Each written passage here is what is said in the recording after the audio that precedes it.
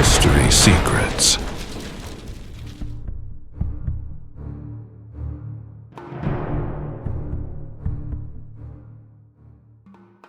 Que se passe-t-il lorsque quelqu'un décide d'enseigner réellement au sein d'un système qui ne veut pas apprendre? En 2008, un jeune diplômé de Yale arrive dans le sud de la Chine avec une mission claire. Il ne voulait pas seulement préparer des élèves à entrer dans des universités étrangères. Il voulait les préparer à la vie. À l'époque, le contexte était très différent.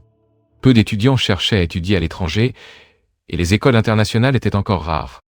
Malgré cela, dans cette école spécifique, environ 10% des élèves prévoyaient de suivre ce chemin. Environ 80 élèves par an. Le chiffre semblait prometteur, mais la méthode était complètement erronée.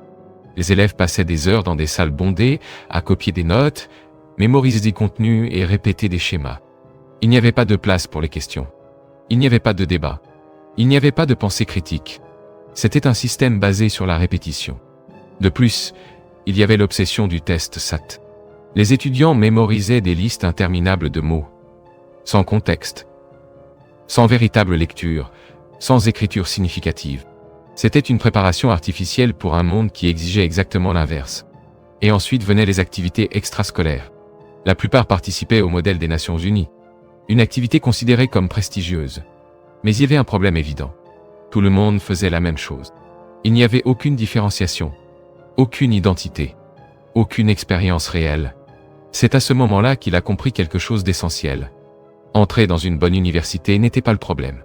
Le véritable problème était de survivre après y être entré. La solution ne viendrait pas de petits ajustements. Il fallait changer la logique du système. Le premier changement a été radical. Les cours traditionnels ont été remplacés par des séminaires. Au lieu de salles avec 50 élèves en silence, de petits groupes de 10 à 20 étudiants se réunissaient pour discuter de livres. Ils lisaient, débattaient, questionnaient. Pour la première fois, apprendre devenait une expérience active. Le deuxième changement a été encore plus profond. Mémoriser des mots n'était plus une priorité. La lecture est devenue le centre du processus. Une bibliothèque de 5000 livres en anglais a été créée. Les élèves pouvaient choisir, explorer, découvrir. L'objectif n'était pas seulement d'apprendre l'anglais. C'était d'éveiller le plaisir de lire. Puis est venue la rupture la plus audacieuse. Les activités traditionnelles ont été éliminées. À leur place, sont apparues des expériences réelles. La première a été le Coffee House. Un café à l'intérieur de l'école. Géré par les élèves eux-mêmes. Ils s'occupaient du service, des opérations, des finances.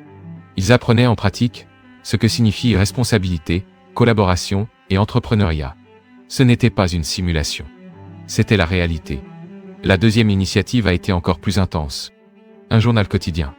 Chaque jour, les élèves devaient enquêter, écrire, éditer et publier. Ils travaillaient tard dans la nuit. Parfois, jusqu'à l'aube. Et pourtant, le lendemain, ils livraient le journal à toute l'école. Ce n'était pas seulement une activité. C'était un entraînement pour le monde réel. Mais changer les activités ne suffisait pas. Il fallait changer la culture. 3 principes ont commencé à tout guider. Transparence, innovation, ouverture totale. Rien n'était fixe. Le programme n'était pas traité comme quelque chose de parfait. Il évoluait constamment. Les erreurs étaient reconnues. Les ajustements étaient faits ensemble. Le chaos faisait partie du processus. Et, étonnamment, cela a fonctionné. En peu de temps, le programme est devenu extrêmement efficace. Les élèves ont commencé à se démarquer. Ils sont entrés dans des universités d'élite, comme Yale, Wharton et Cornell. Le programme est devenu le plus respecté du sud de la Chine. Les résultats étaient indéniables. Tout semblait parfait. Jusqu'à ce que tout s'effondre.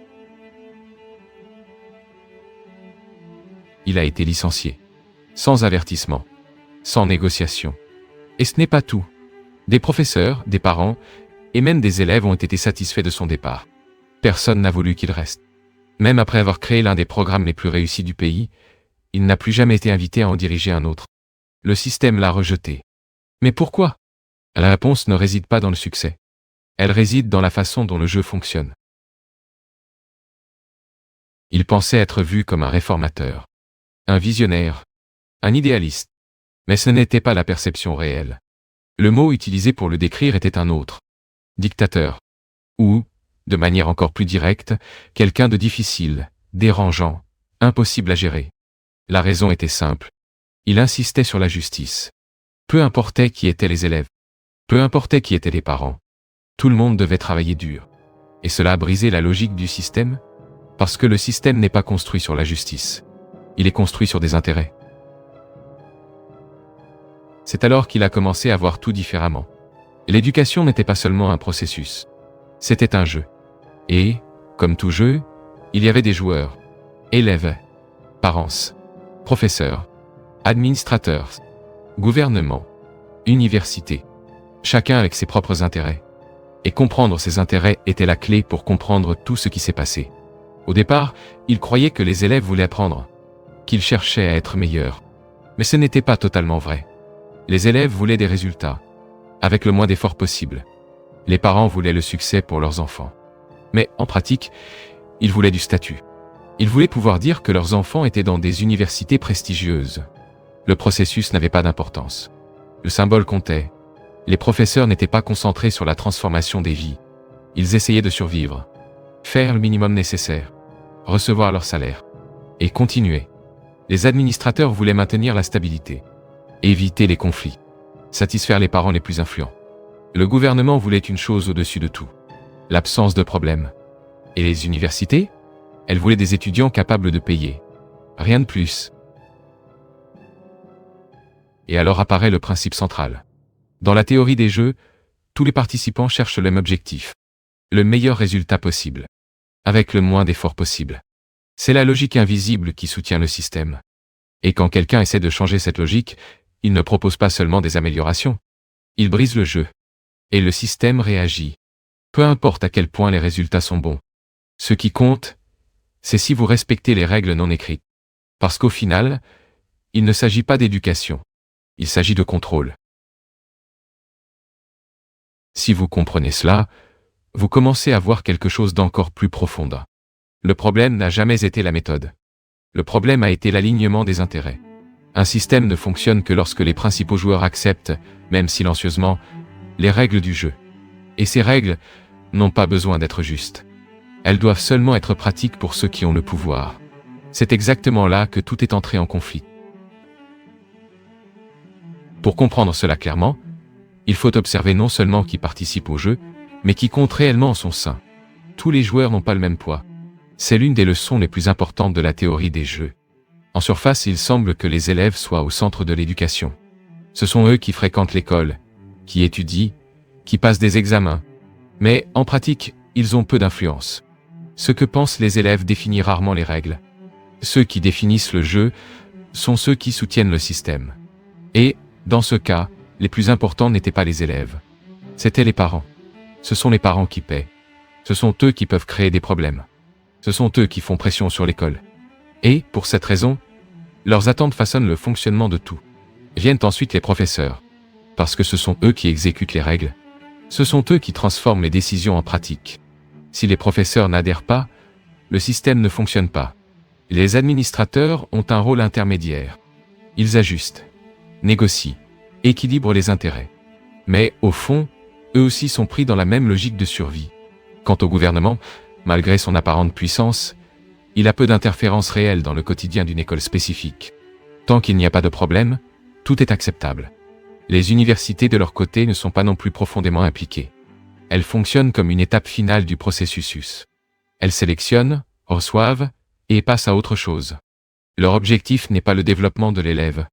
C'est le flux continu de candidats. Quand vous réorganisez mentalement ces poids, quelque chose se révèle. Le jeu n'est pas construit autour de l'apprentissage. Il est construit autour de la stabilité, du statut et de la convenance. Et cela change complètement la manière dont chaque décision est prise. Maintenant, observez à nouveau les élèves. Qu'est-ce qui motive réellement un étudiant? Ce n'est pas seulement apprendre. C'est être accepté. C'est appartenir. C'est construire des relations. C'est éviter les conflits. Pour beaucoup, l'école est avant tout un espace social. Apprendre n'est qu'une partie de l'expérience. Et, souvent, ce n'est même pas la principale. De plus, il existe un facteur décisif. Le besoin de plaire. Les élèves savent, même inconsciemment, qu'ils dépendent des parents de ces. Ils dépendent des professeurs. Ils dépendent des évaluations. Alors, leur comportement s'adapte. Ils n'étudient pas nécessairement pour apprendre. Ils étudient pour répondre aux attentes. Les notes deviennent une forme d'approbation, pas de connaissance. Maintenant, observez les parents avec plus de précision. Le discours porte sur l'avenir des enfants. Mais la motivation réelle est souvent autre. Le statut, la reconnaissance, la validation sociale. Avoir un enfant dans une université prestigieuse n'est pas seulement une réussite académique. C'est un symbole. C'est une manière de dire au monde que vous avez réussi. Et cela transforme l'éducation en produit. Un produit de luxe. Plus c'est cher, plus cela semble précieux. La qualité n'importe pas nécessairement. Ce qui compte, c'est la perception. Ce qui compte, c'est l'image. Et cela explique des décisions qui, à première vue, semblent irrationnelles. Les écoles sont choisies non pas pour ce qu'elles enseignent, mais pour la façon dont elles sont perçues. Les professeurs sont valorisés non pas pour leur impact, mais pour leur apparence. Le système devient performatif. Et viennent ensuite les professeurs. Beaucoup entrent dans la profession avec une intention sincère. Mais le système façonne leur comportement. Avec le temps, des limites apparaissent. Fatigue, responsabilité extérieure, manque de reconnaissance. Et, progressivement, le focus change. Enseigner cesse d'être une mission et devient un travail. L'objectif devient simple. Faire ce qu'il faut. Éviter les problèmes. Maintenir la stabilité. Ce n'est pas nécessairement un manque de caractère. C'est une adaptation à l'environnement. Les administrateurs suivent la même logique. Ils ne sont pas là pour révolutionner. Ils sont là pour maintenir le système en fonctionnement. Éviter les conflits avec les parents. Garantir des résultats apparents. Préserver la réputation de l'école. Chaque décision est filtrée par une question silencieuse. Cela va-t-il créer un problème? Si la réponse est oui, le changement est évité, même s'il est nécessaire. Et alors, lorsque tous ces intérêts se rencontrent, quelque chose d'inévitable se produit. Le jeu se forme. Pas de manière explicite, mais de façon organique. Les règles émergent du point où ces intérêts convergent. Et à ce point, toute tentative de changement réel devient une menace. Parce que changer le système signifie modifier les incitations. Cela signifie exiger plus d'efforts. Cela signifie briser des conforts établis. Et personne ne veut cela. C'est exactement ce qui s'est passé. Le nouveau modèle fonctionnait. Les élèves s'amélioraient. Les résultats étaient supérieurs. Mais il exigeait quelque chose que le système n'était pas prêt à offrir. Un effort réel. De la responsabilité. De l'autonomie. Et cela a généré de la résistance. Non pas parce que c'était faux, mais parce que c'était incompatible avec le jeu existant. C'est le point le plus difficile à accepter. Vous pouvez avoir raison. Vous pouvez produire des résultats. Vous pouvez tout améliorer. Et être malgré tout rejeté. Parce que le problème n'a jamais été l'efficacité. C'était l'alignement. Lorsque vous essayez de changer un système sans comprendre les intérêts qui le soutiennent, vous ne réformez pas. Vous confrontez. Et les confrontations, au sein de systèmes structurés, sont rarement acceptées. Elles sont neutralisées. Réduites au silence. Éliminées. Et alors surgit une question inévitable. Si le système ne récompense pas ceux qui améliorent réellement, alors qu'est-ce qu'il récompense vraiment? La réponse n'est pas confortable. Mais elle est nécessaire. Le système récompense ceux qui jouent selon ses règles. Même si ces règles ne mènent pas au meilleur résultat possible. Même si elles maintiennent tout au même endroit. Même si elles limitent le potentiel. Parce qu'au final, la stabilité est plus précieuse que l'excellence. Et cela ne se produit pas seulement dans l'éducation. Ce schéma se répète dans différents domaines. Entreprise, gouvernement, organisation. Chaque fois que les intérêts convergent pour préserver le statu quo, les changements profonds deviennent des menaces. Et ceux qui promeuvent ces changements deviennent un problème. La question cesse alors d'être technique. Elle cesse d'être pédagogique.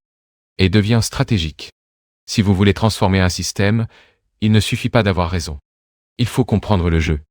Comprendre les incitations. Comprendre qui gagne et qui perd. Et, surtout, comprendre ce que chaque joueur essaie de protéger. Car c'est là que se joue la véritable dynamique. Alors apparaît un changement encore plus profond dans la manière de voir tout cela. La question cesse d'être Iega comment améliorer le système Yo, et devient une autre. Comment changer un système sans en être expulsé? Parce qu'à ce moment-là, il est devenu clair que les bonnes idées ne suffisent pas. Les résultats non plus ne suffisent pas. Même le succès ne vous protège pas. Si le système ne reconnaît pas la valeur de ce que vous faites, il ne vous absorbera pas. Il vous rejettera. Et cela se produit de manière silencieuse, mais extrêmement efficace. L'erreur initiale n'était pas technique. Elle était stratégique. Il a tenté de construire un nouveau jeu, à l'intérieur d'un système qui ne voulait pas changer. Et, pire encore, il l'a fait sans aligner les intérêts des joueurs les plus importants. Cela a créé une rupture. Une rupture que le système ne pouvait pas accepter. Dans la théorie des jeux, il existe un principe essentiel. Les joueurs ne changent pas de comportement à cause d'idées. Ils changent à cause des incitations. Si l'incitation reste la même, le comportement reste le même. Cela signifie que toute tentative de transformation réelle doit commencer ailleurs. Pas par le contenu, mais par les incitations. Regardez ce qui s'est passé en pratique. Les élèves se sont améliorés, mais cela exigeait plus d'efforts. Donc, ce n'était pas attractif pour eux. Les parents voyaient de bons résultats, mais ils ne voyaient pas de contrôle. Et sans contrôle, ils se sentaient en insécurité. Les professeurs étaient poussés à sortir de leur zone de confort. Et cela générait de la résistance. Les administrateurs voyaient un risque. Et le risque, pour eux, était quelque chose à éviter. Autrement dit, tout le monde avait quelque chose à perdre. Même si, à long terme, tout le monde gagnait. C'est l'un des points les plus contre-intuitifs. Les systèmes sont rarement guidés par le long terme. Ils sont guidés par le court terme. Par l'immédiat. Par ce qui maintient tout en fonctionnement aujourd'hui. Et tout changement qui menace cet équilibre immédiat tend à être rejeté. Même s'il est meilleur. Alors, qu'aurait-on pu faire différemment? Peut-être n'était-il pas nécessaire de tout changer d'un coup. Peut-être que le changement aurait pu être progressif. Introduit de manière presque invisible. Sans provoquer de choc. Sans exposer le système à une rupture. Car lorsque le changement est perçu comme une menace, il active des mécanismes de défense. Et ces mécanismes sont extrêmement puissants. Une autre possibilité serait d'aligner les incitations. Faire en sorte que chaque joueur ait le sentiment de gagner. Même si, en pratique, il est conduit vers un nouveau comportement. Les élèves pourraient voir des bénéfices immédiats. Les parents pourraient conserver un sentiment de contrôle. Les professeurs pourraient être récompensés pour s'adapter. Les administrateurs pourraient percevoir de la sécurité. Sans cela, tout changement devient une confrontation directe. Et les confrontations directes, dans des systèmes complexes, gagnent rarement. Il existe aussi une troisième dimension. La perception. Il ne suffit pas de faire quelque chose de bon. Il faut que les autres le perçoivent comme bon. Et plus que cela. Il faut qu'ils le perçoivent comme quelque chose qui ne menace pas leurs intérêts. Car au moment où quelque chose semble menaçant, la réaction est automatique. Rejette. Étiquetage. Isolement. C'est exactement ce qui s'est passé. Il n'a pas été vu comme quelqu'un qui a amélioré le système. Il a été vu comme quelqu'un qui a déstabilisé le système. Et dans ce contexte, le résultat importe peu. Ce qui importe, c'est la perception. Cela mène à une conclusion difficile, mais fondamentale. Le chemin le plus direct n'est pas toujours le plus efficace. Parfois, la transformation réelle exige de la stratégie, exige de la patience, exige une lecture du contexte, et surtout, exige une compréhension profonde de la nature humaine. Parce qu'au final, les systèmes ne sont pas faits de règles, ils sont faits de personnes. Et les personnes ne fonctionnent pas seulement avec la logique. Elles fonctionnent avec la peur, avec l'intérêt, avec le confort, avec le statut. Et tout changement qui ignore cela est condamné à rencontrer de la résistance. Alors, peut-être que la grande leçon ne se trouve pas dans l'éducation, mais dans le fonctionnement de toute structure sociale. Si vous voulez changer quelque chose, vous devez comprendre le jeu avant de jouer. Vous devez savoir qui sont les joueurs, ce qu'ils veulent, ce qu'ils craignent de perdre, et ce qu'ils essaient de préserver. Sans cela, même la meilleure idée peut échouer. Et peut-être que c'est la partie la plus importante de toute cette histoire. L'échec n'est pas venu d'un manque de compétences, ni d'un manque de résultats. Il est venu d'un manque d'alignement. Il est venu du fait d'avoir tenté de changer le système sans d'abord comprendre profondément ses engrenages invisibles. Parce qu'au fond, le système n'a jamais été une question d'apprentissage. Il n'a jamais été une question de mérite. Il n'a jamais été une question d'excellence. Il a toujours été une question d'équilibre des intérêts. Et cet équilibre, si imparfait soit-il, est protégé à tout prix. Maintenant, la question change à nouveau. Si vous comprenez déjà le jeu, que faites-vous de cela? Essayez-vous de le changer? Jouez-vous selon les règles? Ou trouvez-vous une manière de l'influencer sans être perçu? Il n'existe pas de réponse unique. Mais il existe une certitude. Ignorer le jeu n'est jamais une option. Parce que lorsque vous ignorez le jeu, vous n'êtes pas en dehors de lui. Vous ne comprenez simplement pas pourquoi vous êtes en train de perdre. L'histoire ne révèle jamais tous ses secrets. Entre ruines, manuscrits oubliés et civilisations perdues, il existe encore des questions qui défient tout ce que nous pensons savoir. Peut-être que certaines réponses ont déjà été trouvées, mais beaucoup d'autres restent cachées. Ceci était un autre documentaire de History Secret. Abonnez-vous à la chaîne et continuez à explorer les mystères les plus profonds de l'histoire. Car certains secrets de l'histoire attendent encore d'être révélés.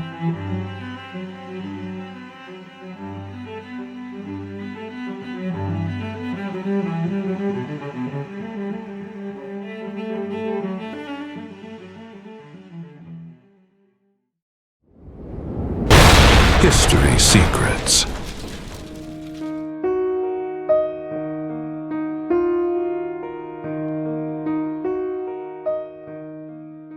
Pendant longtemps, les meilleures universités du monde n'étaient pas là où beaucoup l'imaginent.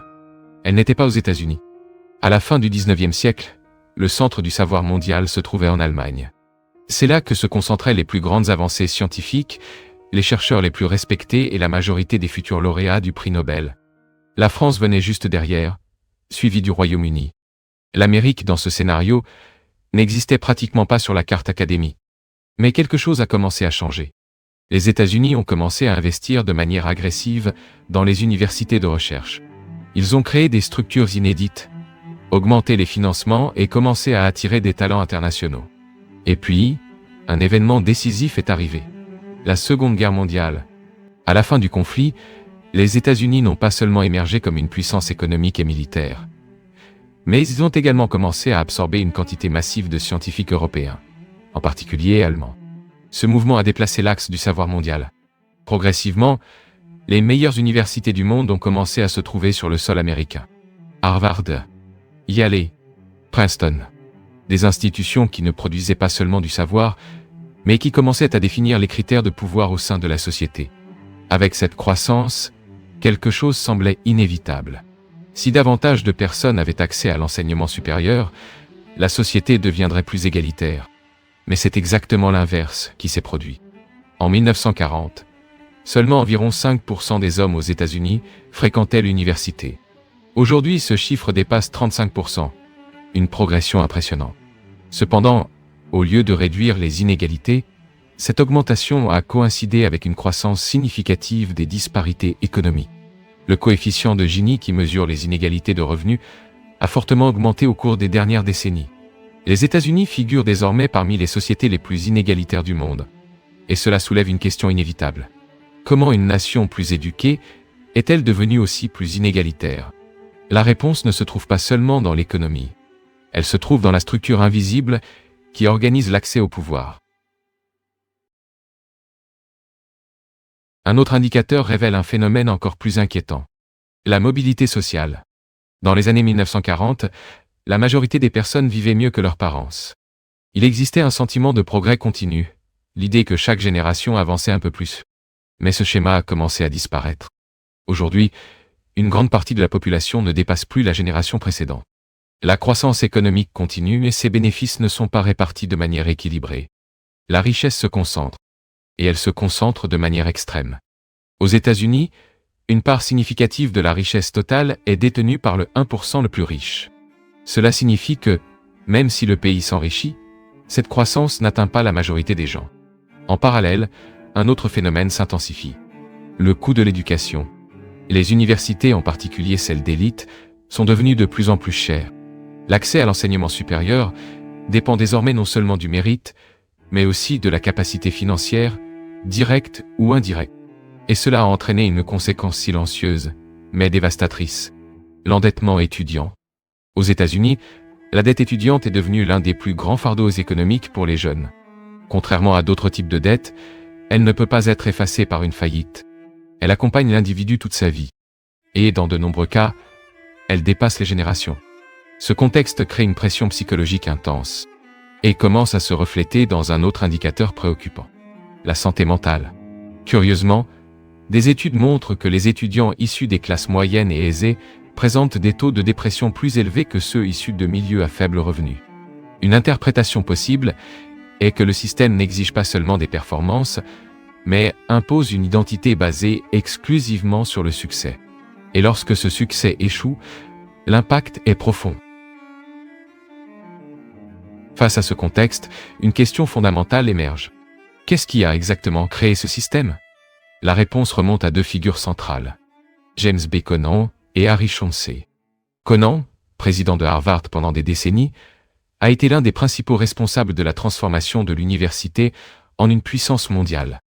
Il a introduit l'utilisation de tests standardisés, comme le SAT, avec l'objectif déclaré d'identifier les talents à travers tout le pays. L'idée semblait méritocratique. Sélectionner les meilleurs, indépendamment de leur origine. Mais il y avait un détail structurel. Le système a été conçu au sein de Harvard. Et, inévitablement, il a commencé à refléter les intérêts de Harvard.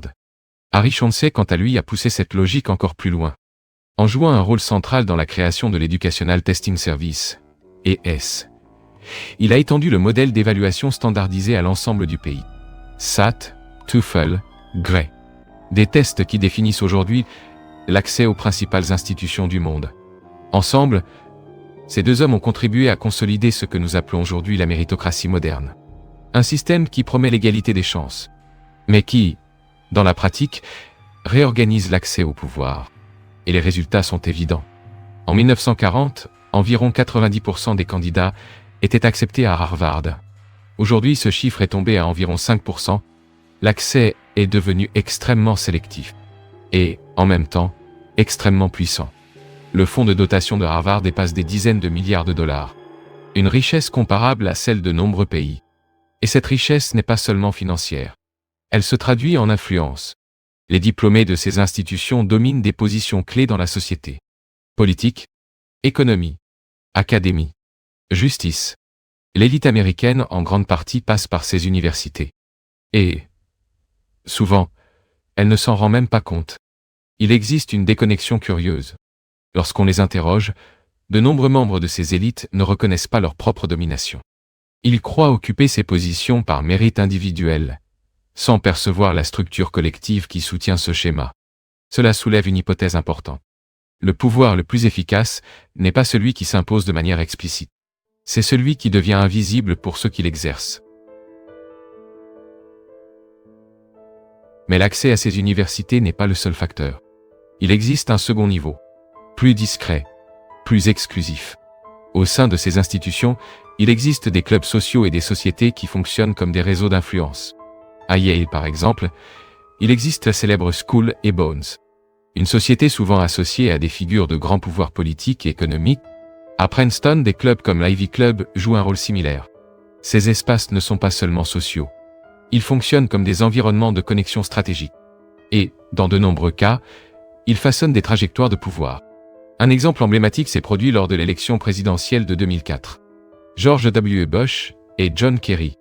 Tous deux candidats. Tous deux membres de la même société secrète à Yale. Ce type de coïncidence soulève des questions. Dans quelle mesure le système politique est-il réellement compétitif? Ou dans quelle mesure fonctionne-t-il au sein d'un cercle fermé? Ces questions n'ont pas de réponse simple. Mais elles indiquent que le concept de méritocratie peut être plus complexe qu'il n'y paraît. Et peut-être plus structuré que nous ne l'imaginons. Il existe un moment où un système cesse d'être simplement efficace et commence à devenir autoréférentiel. Autrement dit, il ne se contente plus de sélectionner les meilleurs. Il commence à se reproduire lui-même. Aux États-Unis, ce phénomène peut être observé clairement lorsque l'on analyse qui occupe les positions de pouvoir. Une étude publiée dans la revue Unnaturer a examiné l'origine éducative de l'élite américaine. Les résultats ont été cohérents. Une part disproportionnée de ces positions est occupée par des diplômés d'un groupe très spécifique d'universités. Harvard, Yale, Princeton, MIT, Stanford. La soi-disant élite académique. Mais le fait le plus intrigant n'est pas seulement la concentration. C'est la perception. Lorsque des membres de ces institutions ont été interrogés sur le nombre de leurs collègues issus de ces universités, la majorité a fortement sous-estimé ce chiffre. Autrement dit, ils ne reconnaissent pas leur propre concentration de pouvoir. Cela suggère quelque chose de plus profond.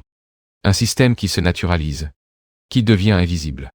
Et, précisément pour cette raison, difficile à remettre en question. Cette structure ne définit pas seulement qui monte. Elle influence également la manière dont les décisions sont prises. Un exemple clair peut être observé lors de la crise financière de 2008. À ce moment-là, le système économique américain est entré en crise. Des banques ont fait faillite. Des millions de personnes ont perdu leur logement. Et le gouvernement a dû agir rapidement. Mais qui a pris ces décisions? En grande partie, des individus formés dans les mêmes institutions. Larry Summers, ancien président de Harvard. Timothy Geithner, diplômé de Dartmouth. Tous deux fortement liés à Wall Street. Ils ont dirigé la réponse économique du gouvernement. Et ont choisi une stratégie spécifique. Sauver les banques. La justification était de protéger l'économie dans son ensemble. Mais cette décision a suscité une critique inévitable. Si les banques ont été sauvées, pourquoi les citoyens ordinaires n'ont-ils pas reçu le même niveau de soutien? La réponse impliquait un concept connu sous le nom de risque moral. L'idée que, si les individus ne subissent pas les conséquences de leurs erreurs, ils auront tendance à les répéter. Curieusement, cet argument a été appliqué de manière sélective. Les institutions financières ont été sauvées. Les individus ordinaires, dans une large mesure, ne l'ont pas été. Cela a créé un sentiment d'injustice. Et ce sentiment n'a pas disparu. Il s'est accumulé. Quelques années plus tard, ce sentiment s'est manifesté sur le plan politique. Barack Obama a été élu avec la promesse de changement. Il représentait pour beaucoup la possibilité d'une rupture avec le système. Mais son équipe économique était composée de membres issus du même cercle institutionnel. Cela générait une perception de continuité et non de transformation. Et, au fil du temps, cette frustration a trouvé un autre canal. Donald Trump. Son ascension ne peut pas être comprise uniquement comme un phénomène isolé. Elle peut être interprétée comme une réaction. Une réponse au sentiment que le système était fermé. Que les règles du jeu favorisaient toujours les mêmes. Et que la méritocratie, en pratique, n'était pas aussi ouverte qu'elle semblait l'être. Cette interprétation n'est pas absolue. Mais elle aide à comprendre la dynamique de polarisation qui s'est intensifiée ces dernières années. Parallèlement à ce contexte politique, il existe une dimension moins visible. La dimension psychologique. Le système méritocratique n'organise pas seulement les opportunités. Il façonne les comportements. Et, dans de nombreux cas, les identités. Dans ce modèle, le succès devient le principal critère de valeur. Notes, performances, résultats. Tout est mesuré. Et cela modifie profondément la relation avec l'apprentissage. Autrefois, l'échec était considéré comme faisant partie du processus, une étape nécessaire au développement. Aujourd'hui, il est évité à tout prix, car échouer peut signifier perdre sa place dans le système. Cela génère un effet secondaire important. La réduction de l'expérimentation. Sans espace pour l'erreur, il n'y a pas d'espace pour la découverte. Sans découverte, l'apprentissage devient superficiel et orienté uniquement vers des résultats immédiats. En outre, le temps individuel est également affecté. La routine d'un étudiant moderne est hautement structurée. École, devoirs, activités extrascolaires. Chaque minute est planifiée. Cela réduit drastiquement l'espace pour la réflexion, pour penser sans objectif immédiat, pour explorer des idées sans pression de performance. Et cette absence de réflexion compromet une compétence essentielle. La capacité d'apprendre de manière autonome. Sans cette capacité, l'individu devient dépendant du système. Il apprend ce qui est nécessaire pour avancer. Mais, pas nécessairement pour comprendre. Un autre effet important est la transformation de la motivation. L'apprentissage cesse d'être une fin en soi et devient un moyen. Un moyen d'atteindre le statut, la reconnaissance, le pouvoir. Cela crée un profil de comportement spécifique, plus utilitariste, plus orienté vers les résultats, et souvent, moins ouvert à la remise en question. Car remettre en question peut signifier s'écarter du chemin attendu, et cela peut avoir un coût. Cette logique influence également la manière dont les enseignants agissent. Dans un système hautement compétitif, les évaluations deviennent centrales. Et les étudiants réagissent directement à ces évaluations. Les mauvaises notes génèrent des réclamations. Les pressions institutionnelles augmentent. Et, progressivement, l'espace pour un enseignement exigeant diminue. Car exiger implique un risque. Et le risque n'est pas bienvenu dans un environnement où tout est mesuré. Face à tout cela, une hypothèse pertinente émerge. La méritocratie, au lieu de promouvoir l'égalité, peut renforcer les inégalités. Pas seulement économiques, mais aussi cognitives.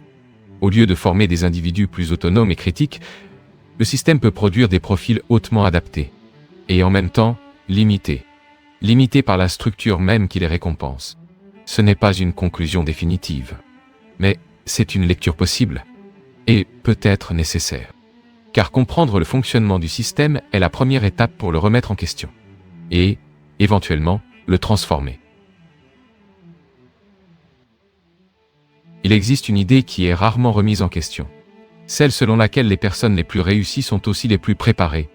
Mais si cette relation n'était pas aussi directe qu'elle semble l'être, et si le succès dans ce système dépendait de facteurs qui vont au-delà de la compétence. En observant des profils très réussis, un schéma curieux apparaît. Beaucoup d'entre eux portent des histoires de traumatisme, des expériences intenses, des situations extrêmes. Non pas comme exception, mais comme récurrence. Une interprétation possible est que ces expériences agissent comme un carburant. Elles transforment la douleur en impulsion, la pression en productivité. Et, dans certains cas, la fragilité en performance extrême. Mais cela soulève une question délicate. Ce type de succès est-il durable? Ou a-t-il un coût invisible? Un exemple illustratif aide à comprendre cette dynamique. Johnny Kim, ancien membre des forces spéciales, médecin diplômé de Harvard et astronaute de la NASA. Un profil qui représente presque parfaitement l'idéal d'excellence du système. Mais derrière cette trajectoire se cache une histoire marquée par la violence familiale. Un traumatisme profond. Et un processus de reconstruction personnelle. Cela n'invalide pas ses réalisations. Mais suggère que, bien souvent, une performance extraordinaire ne provient pas uniquement du talent ou de la discipline. Elle peut être le résultat d'une adaptation à des circonstances extrêmes. Et cela change la manière dont nous interprétons le concept de mérite. Un autre point pertinent est la cohérence idéologique de ces figures publiques. De nombreux dirigeants contemporains présentent des changements significatifs de position au fil du temps. J.D. Vance, par exemple, critiquait fortement Donald Trump au départ. Par la suite, il a commencé à le soutenir. Ce changement peut être interprété de différentes manières. Stratégie politique, adaptation au contexte, ou absence de conviction profonde. Cette dernière hypothèse est controversée, mais elle soulève une réflexion importante. Dans quelle mesure le système encourage-t-il l'authenticité? Et dans quelle mesure récompense-t-il l'adaptation? Si l'objectif principal est de réussir au sein d'une structure spécifique, il est logique que les individus ajustent leur discours pour s'aligner sur ce qui est attendu. Cela ne signifie pas nécessairement un manque de caractère. Mais cela indique un environnement où la cohérence peut être secondaire par rapport à l'efficacité. Et cela renforce l'idée que le système ne se contente pas de sélectionner des talents. Il façonne des comportements. Au fil du temps, ces schémas commencent à produire des conséquences collectives. L'une d'elles est l'augmentation des inégalités. Une autre est la fragmentation sociale. Des divisions politiques plus intenses. Des conflits idéologiques plus fréquents. Et un sentiment croissant de déconnexion entre différents groupes de la société. Cette fragmentation n'apparaît pas spontanément. Elle peut être le résultat d'un système qui concentre le pouvoir et les ressources entre les mains d'une très petite partie de la population, et qui, en le faisant, crée des distances difficiles à franchir. En outre, il existe un effet moins visible, mais tout aussi important. La transformation du concept de succès. Avant la consolidation de la méritocratie moderne, le succès était associé à des valeurs comme la curiosité, l'ouverture et la capacité d'apprendre de ses erreurs. Échouer n'était pas un problème. C'était une partie du processus. Un mécanisme d'apprentissage. Aujourd'hui, cette logique a été inversée. L'échec est devenu quelque chose à éviter, car il impacte les métriques, les notes, les indicateurs, et par conséquent les opportunités. Cela crée un environnement où se tromper cesse d'être acceptable. Et sans erreur, il n'y a pas d'expérimentation. Sans expérimentation, il n'y a pas de véritable innovation. Un autre élément fondamental est le temps. Le temps de penser, de réfléchir, de simplement exister sans objectif immédiat. Ce temps disparaît. La routine moderne, en particulier dans des environnements hautement compétitifs, est structurée à l'extrême. Chaque activité a un objectif. Chaque action a une finalité. Et cela réduit drastiquement la possibilité d'introspection. Sans introspection, l'individu perd la capacité de se comprendre.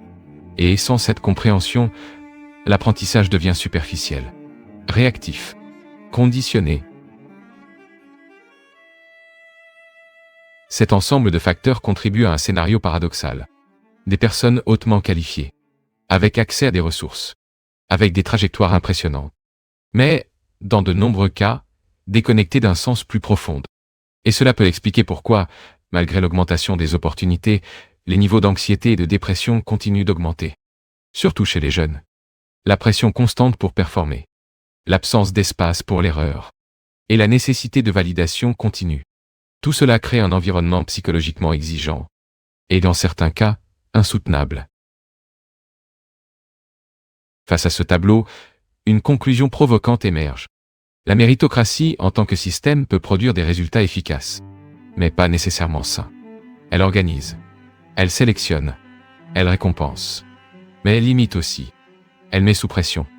Et, à certains égards, elle déforme.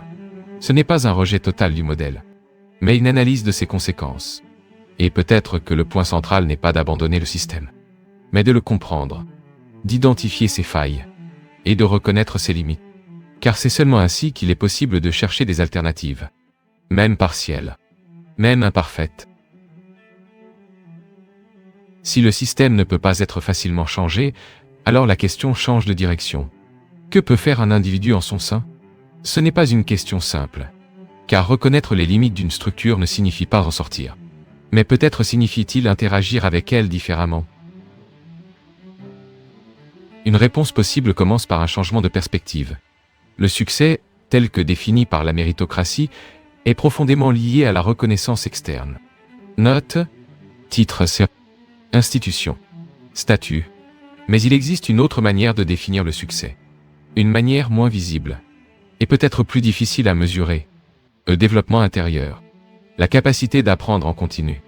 De s'adapter. De réfléchir. De construire du sens à partir de sa propre expérience. Avant la consolidation de ce modèle actuel, il existait une compréhension plus organique de l'apprentissage. Être ouvert d'esprit était essentiel. Reconnaître que l'on ne sait pas tout. Poser des questions. Écouter. Observer. Ce type d'attitude créait un espace pour une croissance réelle. Et, dans ce processus, l'échec jouait un rôle central. Il n'était pas évité. Il était utilisé. Comme un outil. Comme un signal. Comme un point de départ pour la réflexion. Et cette réflexion conduisait à quelque chose de fondamental. La résilience. La capacité de continuer. De s'ajuster. D'évoluer. Ce cycle, erreur, réflexion, adaptation, constituait dans de nombreux contextes la base du développement personnel. Mais ce cycle a été affaibli, car le système actuel ne récompense pas ce type de processus. Il récompense des résultats immédiats, une performance mesurable, des indicateurs objectifs, et cela crée un conflit entre apprendre réellement et paraître compétent. Lorsque l'apparence de compétence devient plus importante que l'apprentissage réel, quelque chose se perd. La curiosité diminue. Le risque est évité. L'exploration est remplacée par une répétition efficace. Et, avec le temps, l'individu devient hautement fonctionnel. Mais moins créatif. Moins questionneur. Moins libre. Un autre effet important est la transformation de l'identité. Lorsqu'une personne passe par des institutions très prestigieuses, il existe une tendance naturelle à associer sa valeur personnelle à cette expérience. Ok, j'ai étudié à Harvard. Yo. Ok, j'ai étudié à Yale. Yo. Ces phrases ont du poids. Et, dans de nombreux cas, elles génèrent un sentiment de supériorité, même implicite. Mais cette association peut avoir un effet secondaire. Elle réduit la disposition à apprendre. Car si vous pensez être déjà arrivé au sommet, pourquoi continuer à questionner? En outre, une logique utilitariste émerge. Le savoir est évalué non pas pour ce qu'il est, mais pour ce qu'il permet. Si quelque chose ne contribue pas directement au succès, cela perd de la valeur. Cela limite le champ d'intérêt, réduit la diversité des expériences et appauvrit le processus d'apprentissage. Un autre point critique est la relation au temps. Dans un système orienté vers la performance, chaque minute doit être productive. Mais l'apprentissage profond ne se produit pas uniquement dans des moments productifs. Il se produit aussi dans l'oisiveté, dans la pause, dans la contemplation, dans l'absence d'objectifs immédiats. Lorsque cet espace disparaît, quelque chose d'essentiel disparaît aussi. La capacité de penser de manière indépendante. Face à cela, une alternative commence à se dessiner. Non pas comme une solution définitive, mais comme une stratégie possible. Apprendre en dehors du système.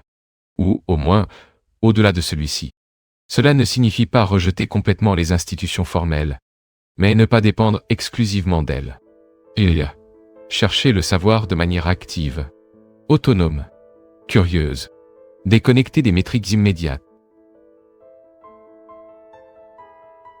Ce type d'approche exige de la discipline, mais aussi du courage, car il implique d'accepter l'échec, d'accepter l'incertitude, et souvent, de suivre des chemins qui ne sont pas reconnus par le système. Mais il peut offrir quelque chose que le système ne fournit pas facilement. L'authenticité. Un autre aspect important est la redéfinition du succès. Si le succès cesse d'être uniquement du statut et commence à inclure la croissance personnelle, l'apprentissage continue et la cohérence interne, alors les choix changent également. Le focus cesse d'être uniquement « Euge arrivé yo » et devient « Euge, comment arriver yo » et, peut-être plus important encore, « Oera, pourquoi arriver yo » Ce changement n'élimine pas les pressions externes, mais il modifie la manière dont elles sont interprétées. Et cela peut réduire l'impact psychologique du système, car la valeur personnelle cesse de dépendre exclusivement de la validation externe. Cependant, cette approche a aussi des limites. Elle ne résout pas les inégalités structurelles. Elle ne modifie pas la concentration du pouvoir. Et elle n'élimine pas les barrières institutionnelles. Mais elle offre quelque chose qui est à la portée de l'individu. La conscience. Et, à partir de là, le choix. Peut-être est-ce là le point central. Il ne s'agit pas seulement de critiquer la méritocratie, mais de comprendre comment elle fonctionne, comment elle influence les décisions, et comment elle façonne les attentes. Car en comprenant ces dynamiques, il devient possible de naviguer à travers elles avec plus de clarté, et dans certains cas, avec plus de liberté. La question reste donc ouverte. Si le système ne change pas facilement, et si ses conséquences sont déjà visibles, quel est le rôle de celui qui y participe? Accepter, s'adapter, ou transformer? Peut-être qu'il n'existe pas de réponse unique, mais la réflexion en elle-même est déjà un point de départ. Le passé ne disparaît pas. Il reste gravé dans des monuments anciens, dans des textes oubliés, et dans des récits qui ont traversé les siècles. Chaque découverte révèle une nouvelle énigme, et chaque énigme nous rapproche de la vérité. Vous regardez History Secret. Abonnez-vous et continuez à enquêter sur les secrets cachés de l'histoire. Car certains secrets de l'histoire attendent encore d'être révélés.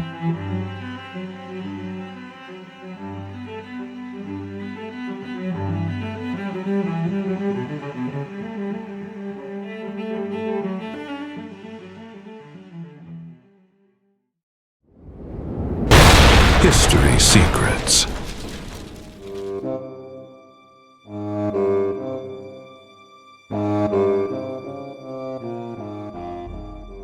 Au fil de l'histoire moderne, différents empires ont dominé la scène mondiale. Certains ont conquis des territoires par la force militaire. D'autres ont exercé leur influence par le commerce. Mais peu de systèmes ont été aussi complexes que le modèle issu de la puissance britannique. Au sommet de l'Empire britannique, 3 éléments fondamentaux soutenaient son influence. D'abord, le système financier. Des institutions comme la Banque d'Angleterre ont contribué à construire un réseau mondial de crédit et de commerce. Le deuxième élément était ce que l'on appelle le AGB Soft Power Yo. Influence culturelle. La langue anglaise. Les systèmes éducatifs. Et les valeurs culturelles qui se sont diffusées à travers le monde. Le troisième élément était la puissance navale. La marine britannique garantissait des routes commerciales sûres et permettait à l'Empire de relier des continents entiers. Avec le temps, l'Empire territorial britannique a disparu. Les colonies sont devenues des nations indépendantes. Mais certains analystes suggèrent que certaines structures de pouvoir sont restées. Elles ont simplement changé de forme. Selon cette interprétation, le contrôle militaire direct a été remplacé par des réseaux financiers mondiaux. Au lieu de gouverner des territoires ouvertement, des systèmes financiers ont commencé à exercer une influence économique. Un exemple souvent cité dans ce débat concerne le système mondial de commerce illicite, en particulier le trafic international de drogue. La production de certaines drogues se concentre principalement dans des régions spécifiques. Par exemple, la cocaïne est souvent associée à certaines parties de l'Amérique du Sud. Mais sa consommation se produit sur plusieurs continents. Pour que ce commerce fonctionne, il faut plus que la production et la distribution. Il faut un système financier capable de traiter de grandes quantités d'argent. Cet argent doit être transformé en actifs apparemment légaux. Investissements, biens immobiliers, entreprises. Ce processus est connu sous le nom de blanchiment d'argent. Il implique des mécanismes financiers complexes qui dissimulent l'origine des fonds de scène. Les centres financiers offshore apparaissent souvent dans ce contexte. Ces centres sont des régions dotées de systèmes bancaires et juridiques, offrant un haut niveau de confidentialité financière. Les investisseurs peuvent transférer des fonds vers ces juridictions avec peu de contrôle. Certains analystes observent que beaucoup de ces centres sont apparus dans des territoires historiquement liés à l'ancien empire britannique. Les Caraïbes, Hong Kong, Singapour, d'autres régions stratégiques. Cela ne signifie pas nécessairement qu'il existe un plan coordonné, mais cela suggère que des réseaux financiers créés pendant la période impériale continuent d'exercer une influence, même dans un monde postcolonial. Une autre question intéressante apparaît dans ce contexte. Si ces centres financiers sont si rentables, pourquoi tous les pays n'adoptent-ils pas le même modèle? La réponse pourrait résider dans quelque chose de fondamental pour toute société. Les valeurs morales. La cohésion sociale. Les activités comme le blanchiment d'argent, les jeux illégaux ou l'exploitation humaine peuvent générer d'énormes profits. Mais elles érodent aussi les institutions sociales. Elles peuvent affaiblir la confiance publique et produire des conséquences culturelles profondes. Les sociétés qui dépendent excessivement de flux financiers spéculatifs peuvent faire face à un autre phénomène, la surfinanciarisation. Ce terme décrit des économies où les activités financières dominent la production réelle. Au lieu de produire des biens et des services, une grande partie de la richesse circule à travers l'investissement et la spéculation. Avec le temps, ce modèle peut générer une inégalité extrême. De petites élites accumulent une grande partie de la richesse, tandis que de larges segments de la population rencontrent des difficultés économiques. Ce phénomène a été observé dans plusieurs économies développées. Les États-Unis, le Royaume-Uni, le Canada, l'Australie. Dans beaucoup de ces pays, les secteurs financiers ont cru bien plus rapidement que les secteurs productifs traditionnels. Les banques et les marchés financiers sont devenus centraux pour le fonctionnement de l'économie.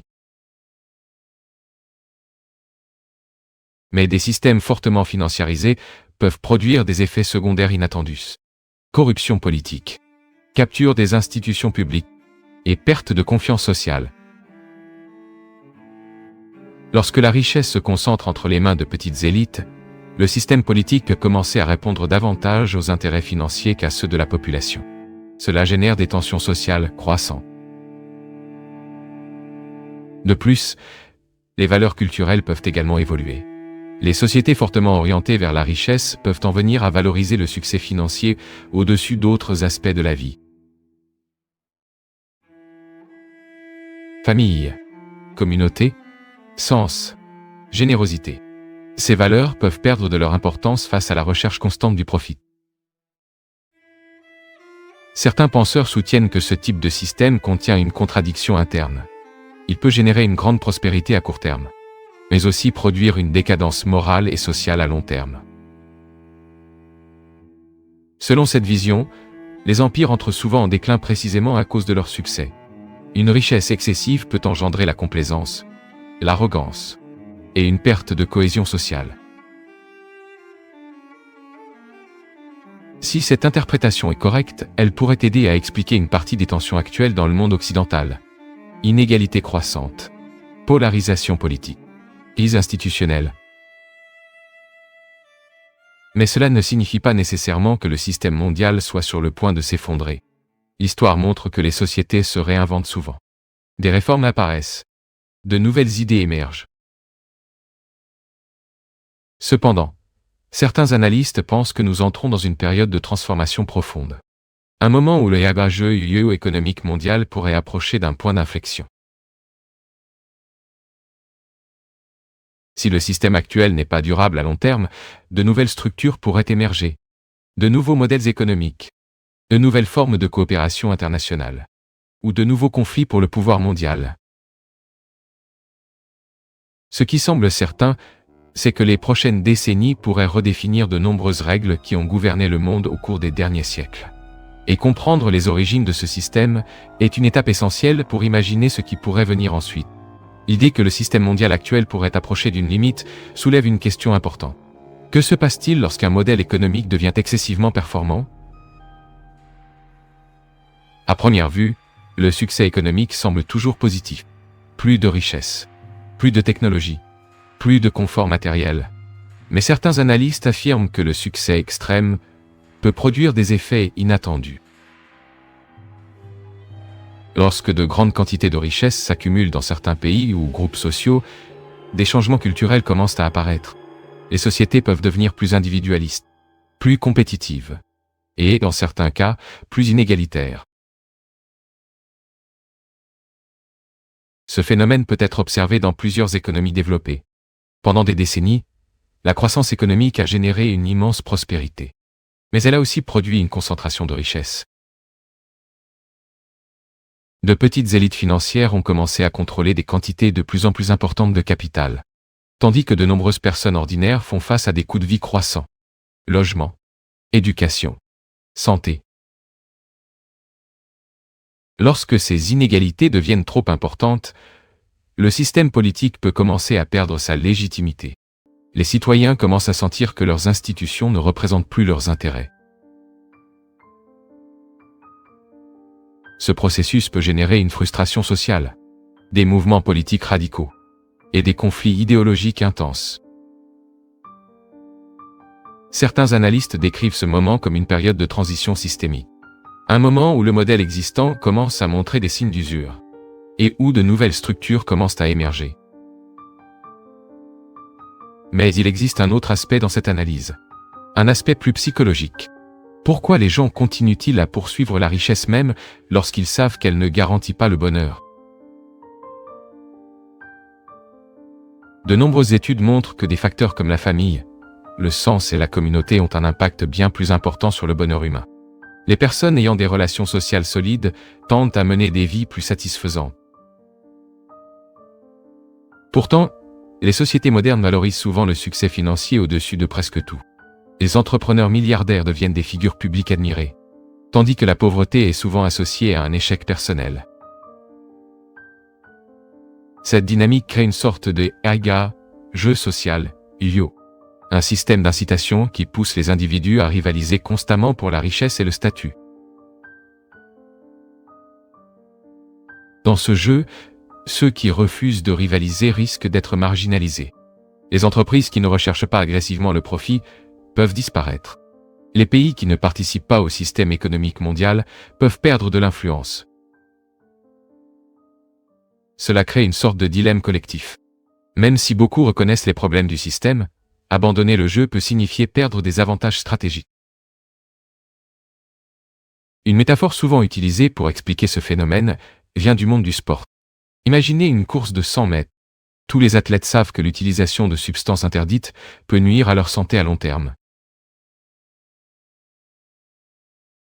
Mais si un athlète décide d'utiliser ces substances et gagne la course, les autres concurrents sont confrontés à un choix difficile. Soit ils respectent les règles et perdent, soit ils adoptent la même stratégie risquée. En peu de temps, tous les participants peuvent finir par utiliser des méthodes nuisibles. Non pas parce qu'ils le souhaitent, mais parce que le système les pousse dans cette direction. Certains analystes pensent qu'un phénomène similaire se produit dans l'économie mondiale. Les pays rivalisent pour la croissance. Les entreprises rivalisent pour les profits. Les individus rivalisent pour le statut. À court terme, ce système peut générer une énergie économique impressionnante. Innovation, expansion industrielle, progrès technologique. Mais à long terme, il peut produire des effets secondaires. Inégalité extrême, épuisement social et crise périodique. Selon cette interprétation, l'histoire des empires suit souvent un schéma. Ascension, prospérité et finalement, déclin. Pendant la phase d'ascension, les sociétés possèdent une grande énergie collective. Elles travaillent dur, innovant. L'expansion économique et culturelle se produit rapidement. Mais à mesure que la richesse s'accumule, les nouvelles générations peuvent grandir dans des environnements plus confortables. Et la motivation qui a alimenté l'ascension initiale commence à s'affaiblir. Certains historiens pensent que ce cycle s'est produit avec de nombreux empires au cours de l'histoire. Rome, les empires européens, diverses civilisations anciennes. Si cette analyse est correcte, le monde moderne pourrait entrer dans une phase similaire. Pas nécessairement un effondrement immédiat, mais une période de transformation profonde. De nouveaux centres de pouvoir pourraient émerger. De nouveaux modèles économiques pourraient apparaître. Et le système mondial pourrait être réorganisé. Certains appellent ce processus une réinitialisation globale. Un moment où les anciennes règles cessent de fonctionner, et où de nouvelles règles doivent être créées. Le résultat final de ce processus reste incertain. Il peut générer des conflits, mais il peut aussi ouvrir la voie à l'innovation et à la réforme. L'histoire montre que les périodes de crise précèdent souvent des phases de renouvellement. Les sociétés apprennent de leurs erreurs. Les institutions sont réformées. De nouvelles idées émergent. Peut-être que le véritable défi du XXIe siècle est précisément celui-ci. Trouver des moyens de préserver la prospérité économique, sans perdre les valeurs humaines fondamentales. Des valeurs comme la communauté, la responsabilité et un sens collectif. Car sans ces éléments, aucun système économique ne peut rester sain très longtemps. Si le monde se rapproche réellement d'une nouvelle phase historique, comprendre les forces qui ont façonné le système actuel sera essentiel. Ce n'est qu'ainsi qu'il sera possible d'imaginer des voies différentes pour l'avenir. Et peut-être est-ce là le véritable sens de l'idée d'une grande réinitialisation. Pas nécessairement la fin du monde, mais le début d'une nouvelle étape dans la longue histoire des sociétés humaines. Ce n'était qu'une des nombreuses énigmes qui ont traversé les siècles. À travers le monde, il existe des villes perdues, des manuscrits indéchiffrables et des événements historiques qui défient encore notre compréhension. Certains de ces mystères commencent à être révélés. D'autres restent totalement inexpliqués. Et dans le prochain documentaire, nous explorerons l'une de ces énigmes qui continuent d'intriguer les historiens aujourd'hui. Car lorsqu'il s'agit de l'histoire de l'humanité, il existe toujours un nouveau secret à découvrir. History Secret. Car certains secrets de l'histoire attendent encore d'être révélés.